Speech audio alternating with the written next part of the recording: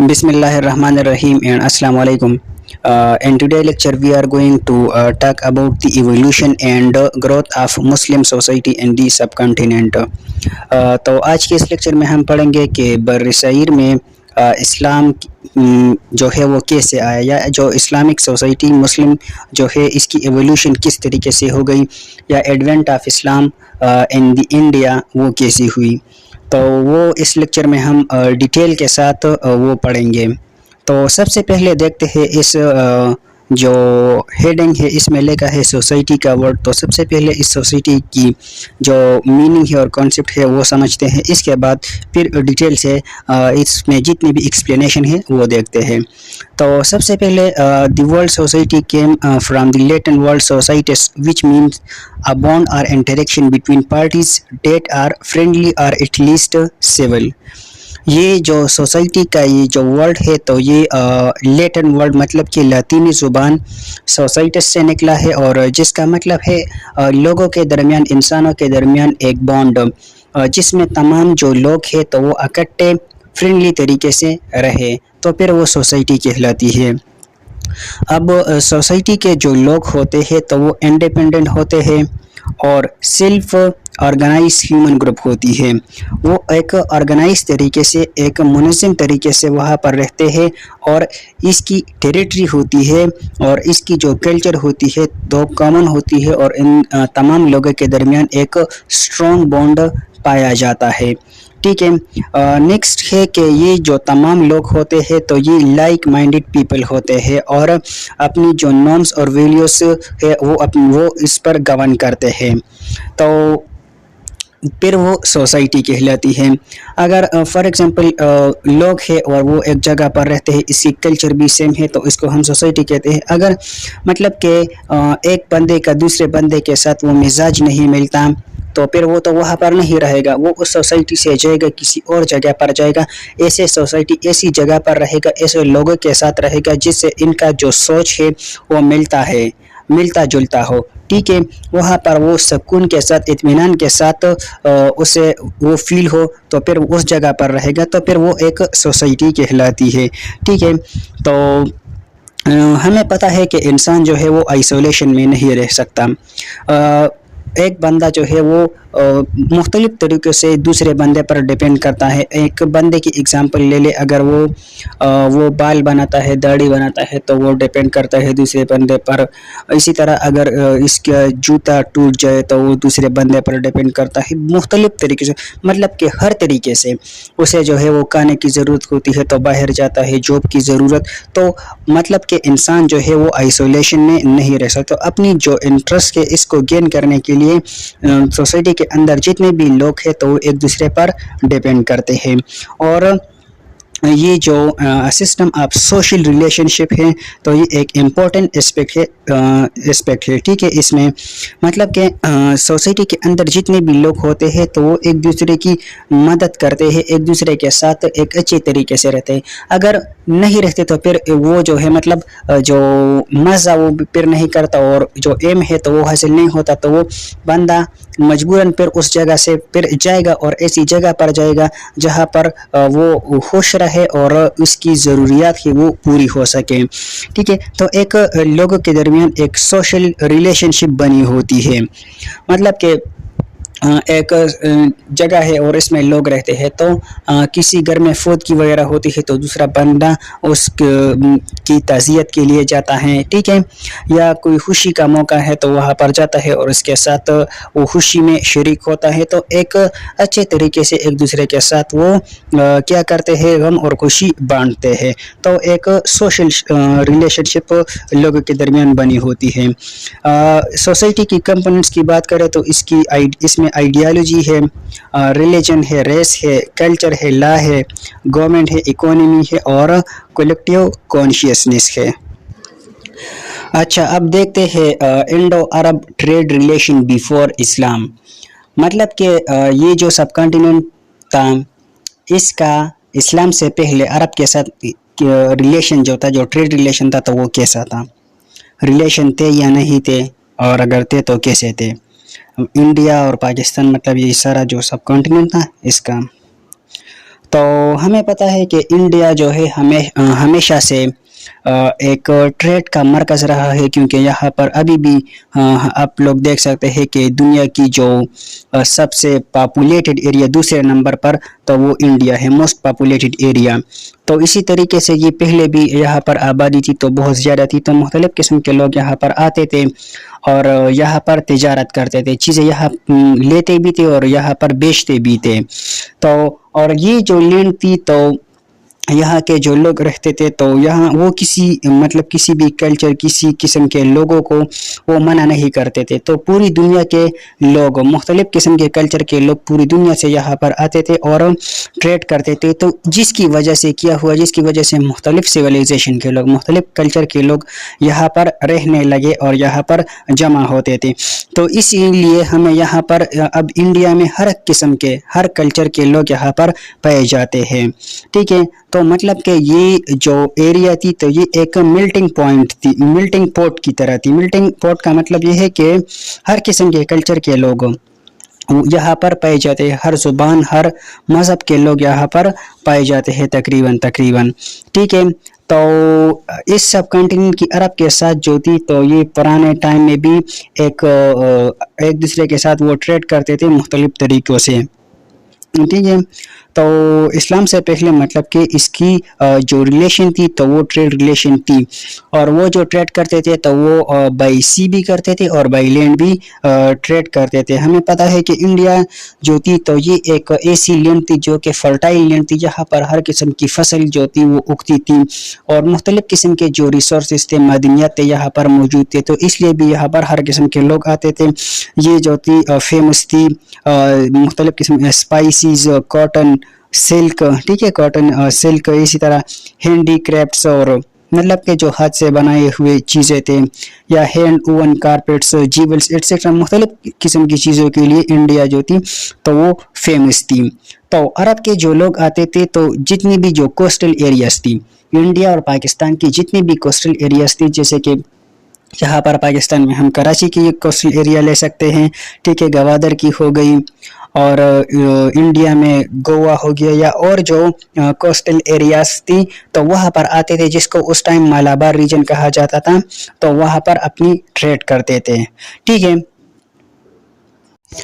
Indo Arab trade relation after arrival of Islam.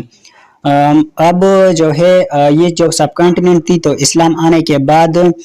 Us India, Pakistan, یہ جو تمام سب continent region تھا، اس کا عرب کے ساتھ جو ریلیشن تھا، ٹریڈ ریلیشن تھا، تو وہ کیسے تھا؟ تو جس طرح ہمارے نبی کریم صلی اللہ علیہ وسلم آئے سعودی عرب کے علاقے میں، اور وہاں پر جو ہے اسلام کا ابتدا ہوا، اسلام آیا، تو جیسے جیسے وہاں کے لوگ جو ہے وہ مسلمان ہوتے گئے، ٹھیک ہے، لیکن ساتھ ساتھ وہ تو اپنی ٹریڈ وغیرہ بھی کرتے تھے، تو وہ مختلف ممالک میں ٹریڈ کے لیے جاتے تھے، تو جس کنٹری میں، جس ملک میں بھی وہ جاتے تو وہاں پر اپنی ٹریڈ، اپنی کام کے ساتھ ساتھ اسلام کی دعوت بھی لوگوں کو دیتے تھے۔ تو اسی طریقے سے یہی لوگ جو ہے، یہ جو عرب تھے تو یہ یہاں اس سب کانٹیننٹ بھی ٹریڈ کے لیے آتے تھے، تو ٹریڈ بھی کرتے تھے اور ساتھ ساتھ اپنی جو دین ہے اس کی تبلیغ بھی کرتے تھے، اور لوگ جو تھے تو ان سے انفلوئنس بھی ہوتے تھے، متاثر بھی ہوتے تھے، کیونکہ یہ لوگ جو تھے یہ جھوٹ نہیں بولتے تھے، ایماندار تھے، ٹھیک ہے، غیبت نہیں کرتے تھے، اور مطلب جتنی بھی اچھی خوبیاں تھی وہ تمام خوبیاں ان لوگوں میں پائے جاتے تھے، تو ان کی اچھے اعمال کی وجہ سے لوگ ان سے متاثر ہوتے تھے اور اسلام قبول کرتے تھے۔ تو یہاں کے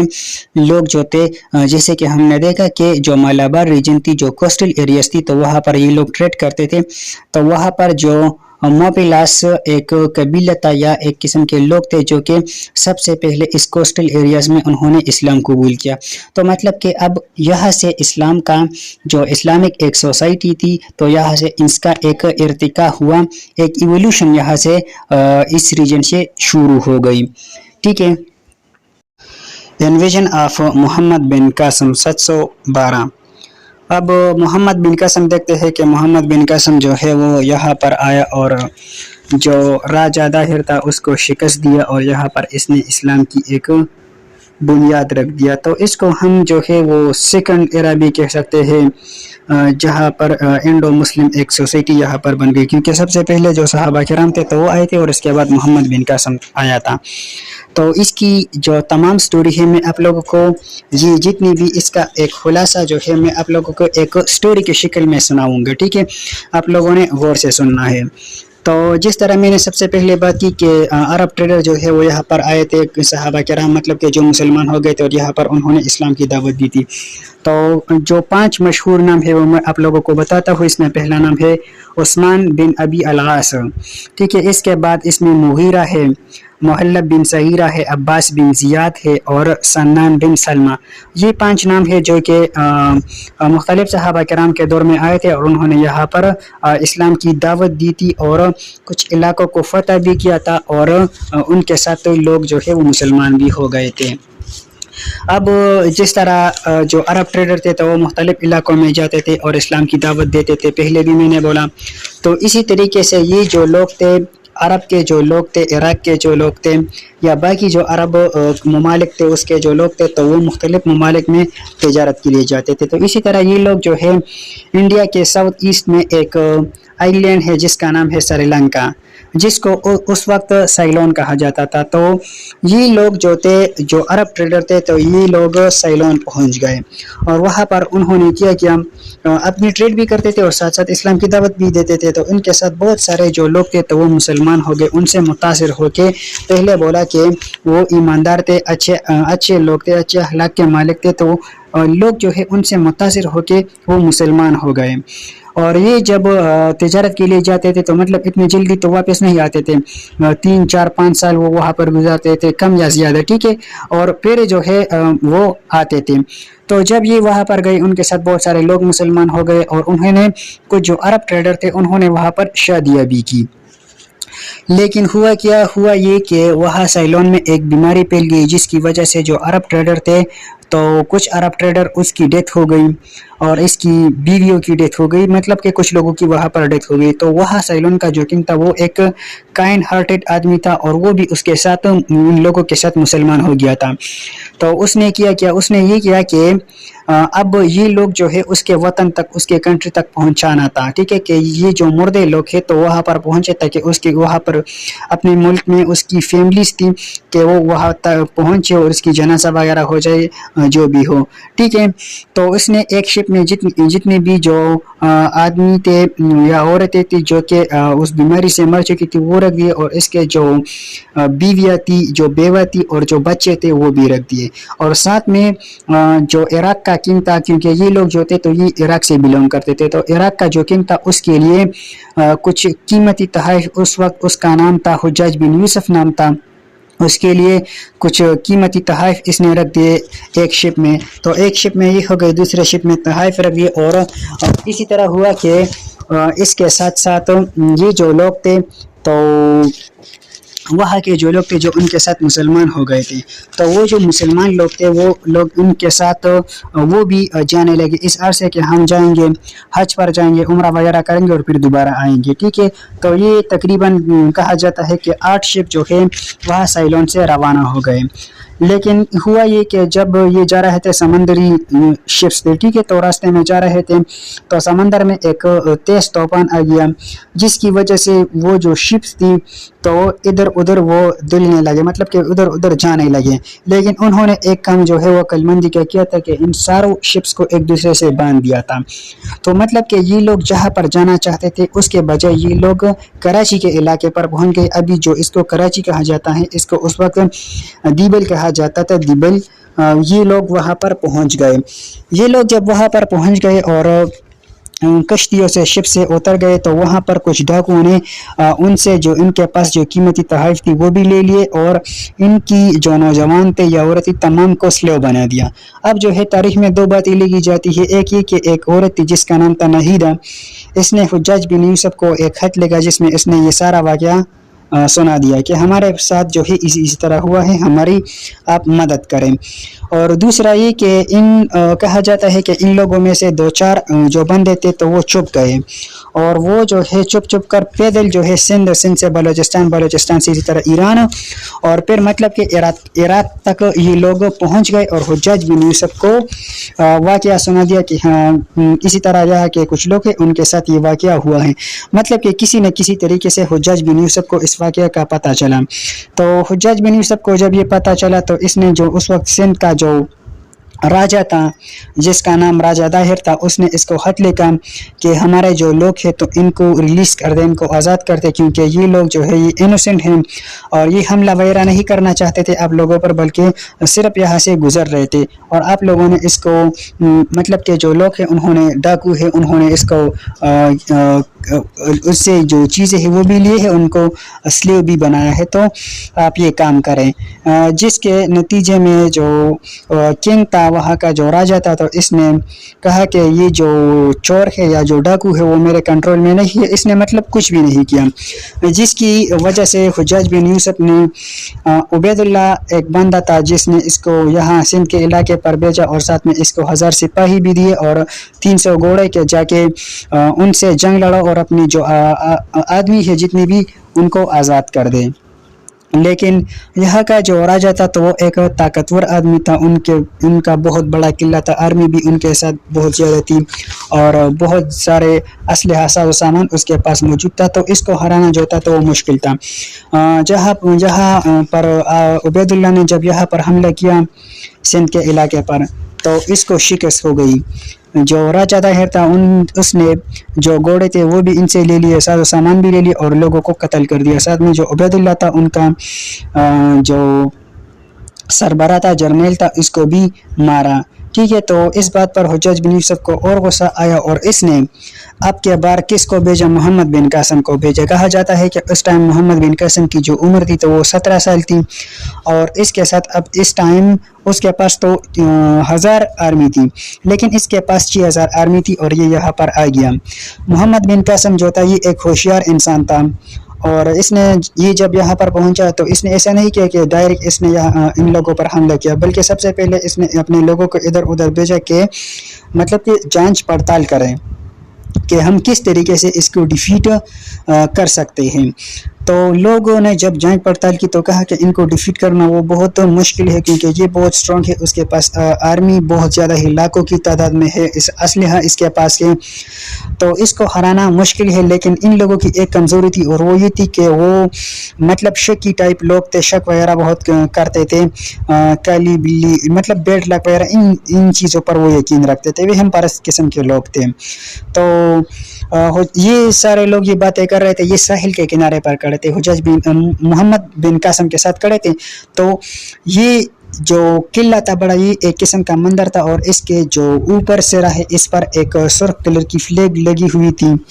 تو محمد بن قاسم نے کہا کہ اگر ہم کسی نہ کسی طریقے سے اس جھنڈے کو گرائے تو یہ لوگ جو ہے یہ شکی ٹائپ لوگ کے وہم پرست لوگ ہیں، تو اس کو ہم ہرا سکتے ہیں۔ اب ان کا مقصد یہ تھا کہ کسی نہ کسی طریقے سے اس جھنڈے کو گرائے، تو جس طرح وہ مشین استعمال ہوتی تھی جس میں وہ پتھر رکھتے ہیں اور وہ پیچھے سے اسی طرح کھینچتے ہیں اور وہ جو پتھر جو ہے وہ پھینکی جاتی ہے، تو اسی طریقے سے انہوں نے کیا کیا اس جھنڈے کو وہ گرا دیا، اور ساتھ میں رات کے اندھیرے میں ان پر حملہ بھی کیا، سیڑھی لگا کے، وہ دیواریں تو بہت اونچی تھی تو سیڑھی لگا کر اس کے اندر گھس گئے کچھ لوگ، اور وہاں پر ان کے ساتھ جھگڑا، مطلب کہ جو لوگ جو راجہ تھا جس کے جو لوگ جاگ رہے تھے، جو سپاہی تھے، ان کے ساتھ انہوں نے جھگڑا شروع کر دیا، اور ساتھ میں جو جنگجو تھے، ٹھیک ہے، تو وہ نیچے آ گئے اور انہوں نے جو قلعے کا جو دروازہ تھا تو وہ بھی کھول دیا، اور ساتھ میں کچھ لوگ وہ دروازے سے اندر آ گئے، تو مطلب کہ ایک جنگ جو ہے وہ چھڑ گئی، جس میں اس افراتفری میں کہا جاتا ہے کہ وہ جو کنگ تھا تو وہ بھی مر گیا، مطلب کہ راجہ داہر۔ اور جب لوگوں کو پتہ چلا، ان کے لوگوں کو پتہ چلا، سپاہیوں کو پتہ چلا کہ ہمارا جو کنگ ہے راجہ داہر ہے وہ مر گیا، تو جس کی وجہ سے ان لوگوں کی جو حوصلے تھی تو وہ پست ہو گئی، اور انہوں نے جو ہے وہ ہار مان لی، اور کچھ لوگ جو ہے وہ بھاگ گئے، ٹھیک ہے۔ تو कुछ लोग जो है वो ब्रह्मनाबाद की तरफ भाग गए, लेकिन मोहम्मद बिन कासिम ने इसको नहीं छोड़ा। इसी तरीके से ब्रह्मनाबाद पर भी कब्जा कर लिया, कराची पर कब्जा कर लिया, मुल्तान पर कब्जा कर लिया, ठीक है। इसी तरीके से मुख्तलिफ इलाकों पर इसने जो है वो कश्मीर तक पहुंच गया था और कब्जा कर लिया।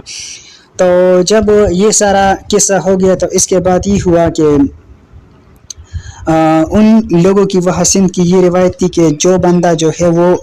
जो जंग है वो जीत जाता था, तो इनके कुछ रूल्स वगैरह होते थे फिर,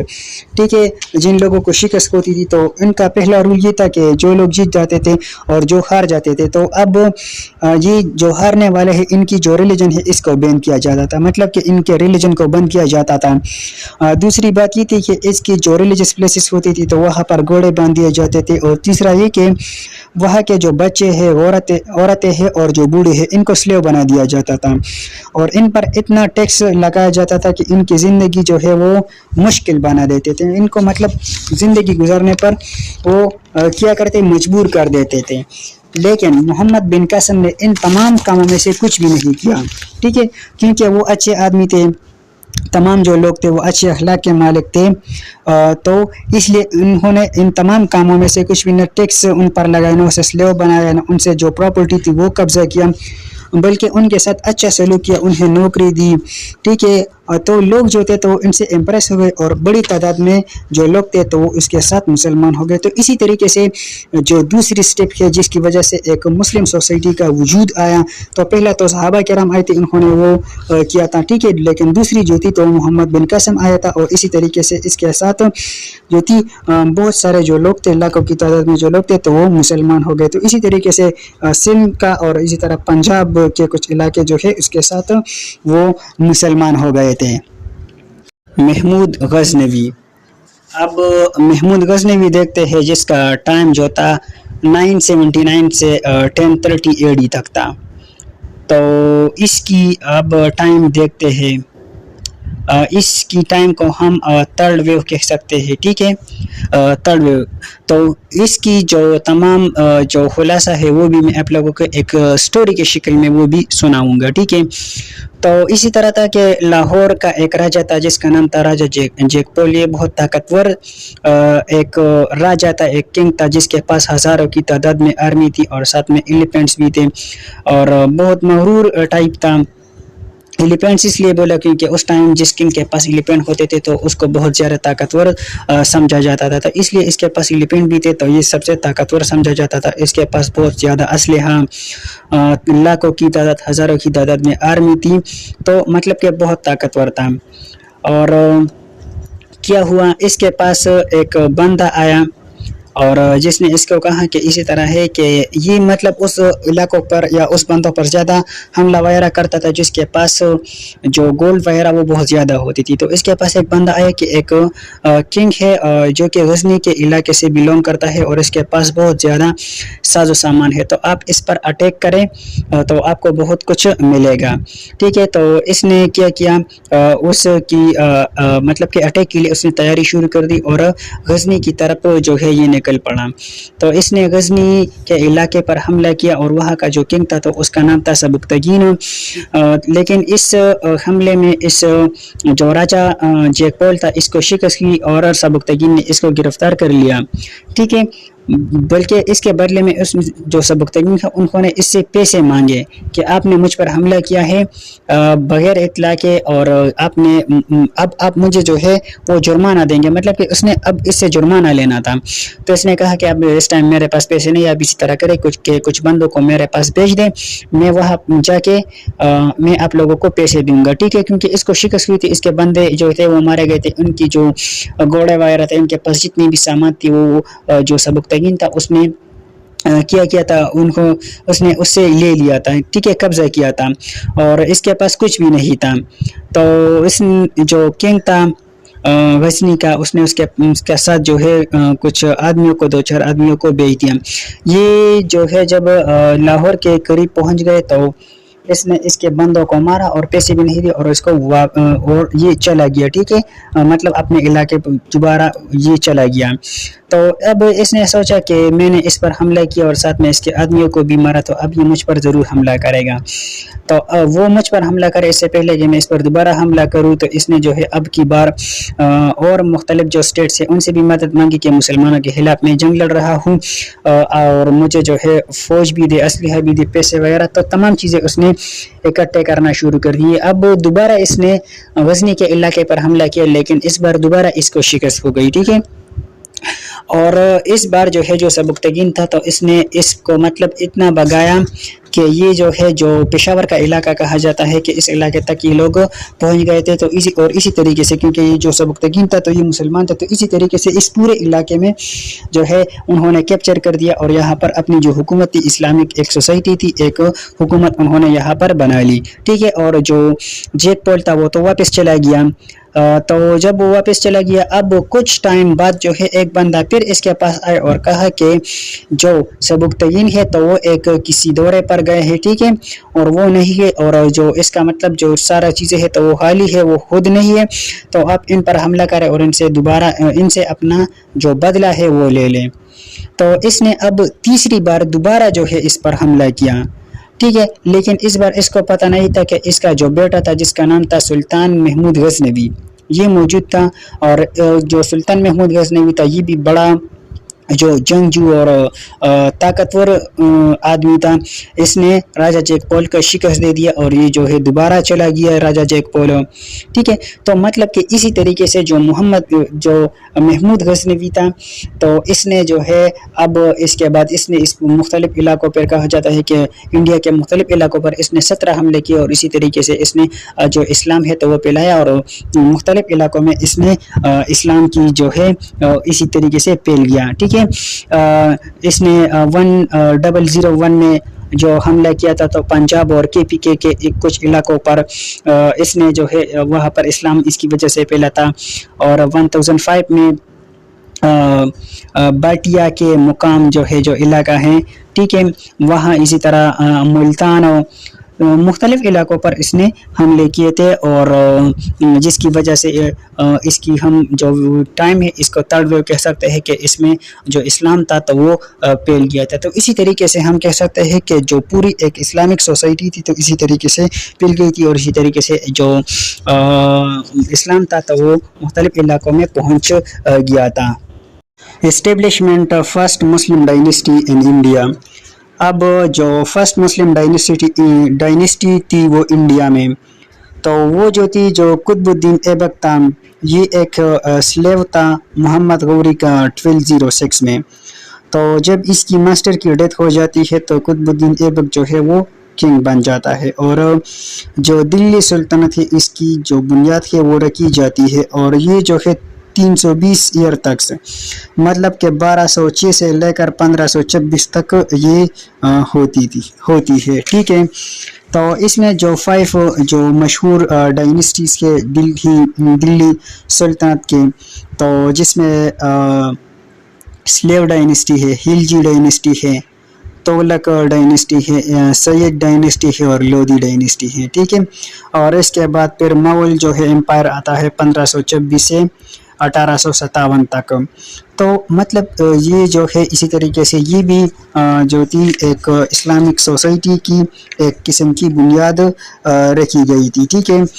اور اگر ہم دیکھیں یہاں کے یہ جو لوگ تھے، یہ جو مسلم سوسائٹی تھی، تو یہاں پر پہلے جو انڈیا والے یہاں پر رہتے تھے تو مطلب کہ وہ بتوں وغیرہ کی عبادت کرتے تھے، تو وہ اپنی جو پرانے جو باپ دادا ہوتے تھے پرانے قسم کے، ان کی عقیدے پر چلتے تھے۔ تو ایک اس میں یہ ہوا کہ یہاں پر جو اسلام آ گیا تو ان لوگوں کو ایک نئی آئیڈیا جو ہے وہ آ گیا،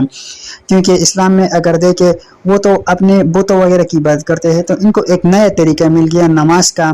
زکوٰۃ کا سسٹم، یہ تمام چیزیں ایک دوسرے کے ساتھ اچھے طریقے سے تمام مسلمان آپس میں بھائی ایک نئی باتیں جو ہے ان لوگوں کے سامنے آ گئی، کیونکہ اسلام جو ہے ہمیں پتہ ہے کہ اسلام ایک کمپلیٹ کوڈ آف لائف ہے،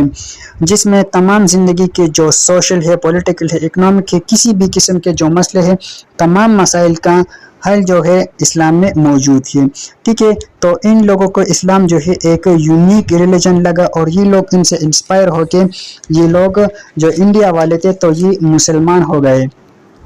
ٹھیک ہے۔ تو اسی طریقے سے یہ مسلمان ہو گئے۔ اور سر اس سے پہلے بھی ہم نے دیکھا کہ یہاں پر مختلف قسم کے جو لوگ تھے، جو آؤٹ سائڈر تھے، تو وہ یہاں پر آتے تھے، تو مطلب کہ ساتھ میں ہر قسم کا جو ریلیجن تھا یا ہر کلچر کا جو لوگ تھے تو وہ یہاں پر ان کے ساتھ مسلمان ہو گئے، جو کہ انسپائر ہو گئے اسلام کی ٹیچنگز کے بارے میں۔ ہمیں پتہ ہے کہ اسلام جو ہے وہ peace, harmony, social justice, tolerance, brotherhood, ٹھیک ہے،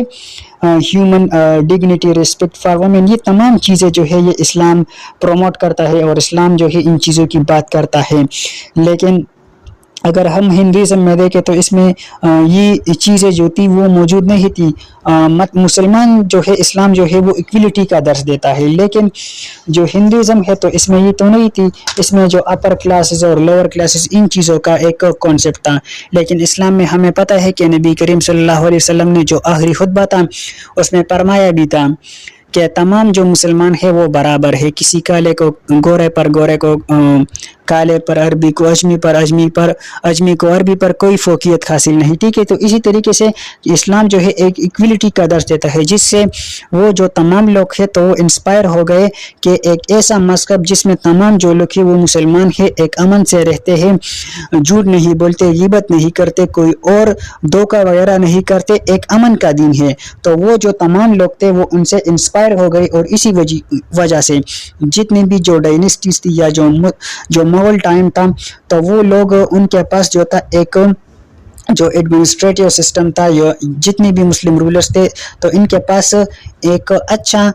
کانسیپٹ تھا، ایک طریقہ ان کو آتا تھا، اسی وجہ سے انہوں نے ہزاروں سال یہاں پر حکومت کی، ٹھیک ہے۔ اور اسلام جو ہے ایک ویلفیئر اسٹیٹ کا، جس میں مطلب کہ زکوٰۃ، خیرات، صدقہ وغیرہ عشر ان چیزوں کا درس دیتا ہے، جس سے کیا ہوتا ہے معاشرے میں جو غریب لوگ ہوتے ہیں تو وہ نہیں رہتے، لوگ ان کو زکوٰۃ دیتے ہیں، تو مطلب ایک معاشرہ ایک اچھے طریقے سے چل سکتا ہے۔ اور اسی طریقے سے ہم کہہ سکتے ہیں کہ ایک جو اسلام تھی اس کی بنیاد رکھی گئی، ٹھیک ہے۔ اور ان لوگوں کا جو ڈیفنس جو سسٹم تھا تو وہ بھی اسٹرانگ تھا، اسی وجہ سے تو انہوں نے اتنے سال تک حکومت کی۔ اس میں ہم یہ بھی کہہ سکتے ہیں کہ اس میں جو صوفیہ تھے تو ان کا بھی بہت زیادہ جو امپورٹنٹ رول تھا تو وہ صوفیہ کرام کا بھی تھا، ٹھیک ہے۔ صوفیہ کرام جو ہے وہ یہاں پر جو وسطی ایشیا کے جو سر تھے، جو یہاں پر وہاں پر جب وہ بغداد کے علاقے پر، وہ دوسرے علاقے پر جنگ وغیرہ ہو گئے تو اس کے بعد یہ لوگ یہاں پر آ گئے، اور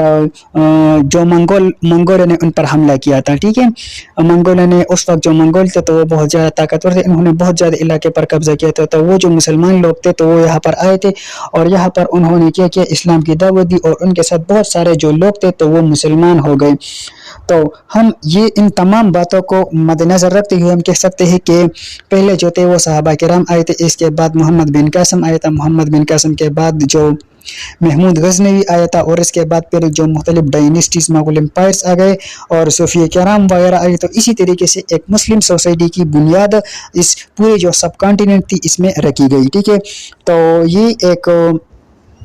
انفارمیشن تھی جو میں نے آپ لوگوں کے ساتھ شیئر کی۔ انشاءاللہ نیکسٹ ملیں گے، نیکسٹ لیکچر میں ہم اور ٹاپک پر بات کریں گے، تب تک کے لیے دیجیے اجازت، اللہ حافظ۔